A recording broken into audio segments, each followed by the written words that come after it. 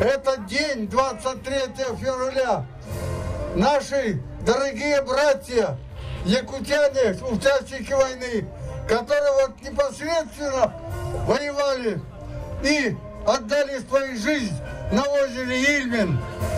Это никогда не забудется в наших сердцах и во всего нашего народа.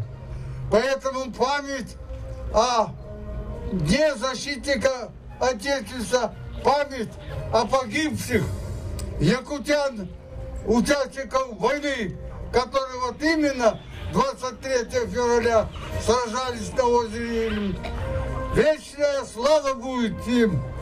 Я прошу в честь этого праздника сдать всем ура! Ура! Вечная слава всем!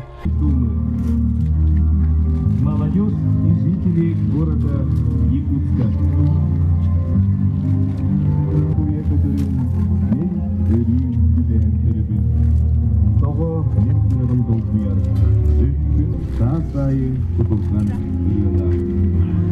Здесь давно отгремели бои, не добили разрывов раскаты, но остались как память войны. В этот день и власть, и все мы чувствуем ответственность за сохранение мира. Мы чувствуем, что нужно возродить активную работу регионального отделения защиты мира.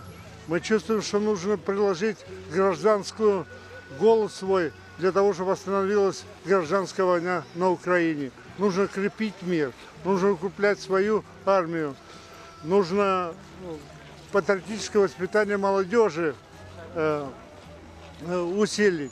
Вот к Дню Победы, к 70-летию Победы, 660 школ у нас в республике. В каждую школу нужно вручить Знамя Победы, чтобы они уже проходили, задавали себе вопрос, а это Знамя Победы. К сожалению, многие не могут сказать, что для них является 9 мая.